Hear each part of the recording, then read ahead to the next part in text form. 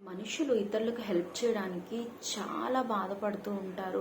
వారు చేయగలిగి ఉండి కూడా, వారికి సామర్థ్యం ఉండి కూడా, వారికి బలం ఉండి కూడా, వారికి రిసోర్సెస్ ఉండి కూడా, వారికి సమృద్ధి ఉండి కూడా నీకు హెల్ప్ చేస్తే వారు ఎలా ఫీల్ అవుతారంటే మమ్మల్ని ఎక్స్‌ప్లాయిట్ చేస్తున్నారేమో, మేము హెల్ప్ చేస్తే మా విలువ తగ్గిపోతుందేమో, అయ్యో చుట్టుపక్కల వాళ్ళు చూస్తే ఏమైనా అనుకుంటారేమో అని వాళ్ళు నిన్ను ఎడం పెట్టేస్తున్నారేమో, లేదా నిన్ను బట్టి వారు సిగ్గుపడుతున్నారేమో, నిన్ను బట్టి వారు గిల్టీ అవుతున్నారేమో. అయితే దేవుడు అంటున్నాడు, మనుషుల వైపు నువ్వు చూడొద్దు, మనుషులు నమ్ముకొనుట కంటే యెహోవాను ఆశ్రయించటం మేలు, రాజులను నమ్ముకొనుట కంటే యెహోవాని ఆశ్రయించటం మేలు.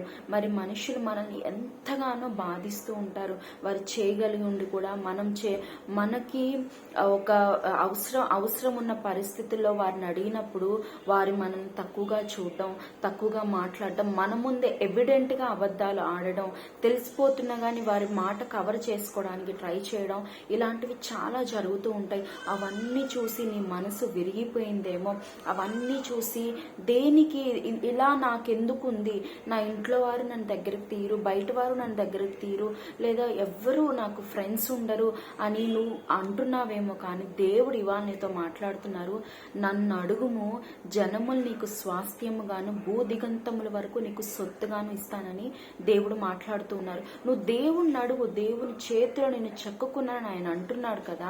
నువ్వు దేవుణ్ణి అడుగు, దేవా జనములు నాకు స్వాస్థ్యంగా ఇవ్వయ్యా, దేవా నాకు ఫ్రెండ్స్ దయచేయి, నాకు సహాయం చేయడానికి వారు గిల్ట్ ఫీల్ అవ్వకూడదు, కానీ they should feel pleasure to help me, they should feel nice to help me. నాకు హెల్ప్ చేస్తే వాళ్ళు ధన్యులుగా ఎంచబడాలి. అట్టి స్థితికి నువ్వు నన్ను తీసుకురా దేవా, నాకు మంచి జనాంగములు నాకు పరిచయం చేయదేవా. నువ్వు ఎప్పుడైతే ప్రార్థిస్తావో దేవుడు తప్పక నీ విరిగి నలిగిన హృదయం నుంచి వచ్చిన ప్రార్థన దేవునికి ఇంపుగా ఉంటుంది.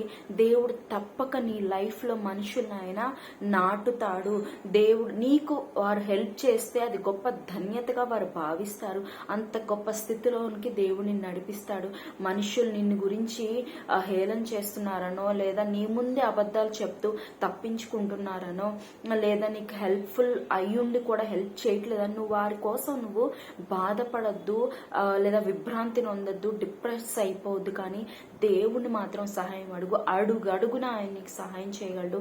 ఎక్కడ ఏ సహాయం రాగలదు, ఎక్కడ ఎవరిని పంపించాలి, ఎవరి ద్వారా ఏం జరగాలి అని దేవుడు తప్పక మనకి సహాయం చేయగలడు. మరి అట్లనే నువ్వు అడగవలసిన ఇంకొక విషయం ఏంటంటే, దేవా నేను సహాయం పొందుకోవడమే కాదు, అనేక మందికి సహాయంగా, అనేక మందికి మార్గదర్శకంగా, అనేక మందికి ఆశీర్వాదకరంగా నన్ను మార్చుదేవా. నేను సహాయం పొందుకుంటే నేను చులకనైపోతానేమో, కానీ నేను కూడా తిరిగి సహాయం చేస్తే నాకు విలువ ఉంటుంది ప్రభా, నాకు సహాయం చేయాలి. నువ్వు ఎప్పుడైతే అడుగుతావో దేవుడు తప్పక నీ మొర ఆలకిస్తాడు. నీతిమంతుల ప్రార్థన ఆయన ఆలకించే దేవుడు కనుక నీ విరిగి నలిగిన హృదయంతో నువ్వు కృంగిపోయి బాధపడిపోయి నీ కుటుంబాన్ని నిన్ను నువ్వు బాధలోకి నెట్టివేసుకోవద్దు. కానీ మోకాల్లోను దేవుని సన్నిధిలో పడు, దేవుడు దగ్గర నీ విన్నవించుకొని హృదయాన్ని కృమ్మరించు. దేవుడు తప్పక నీ మొర ఆలకించి నీకు సహాయం చేసి నిన్ను ఆశీర్వదిస్తాడు. ఆమేన్.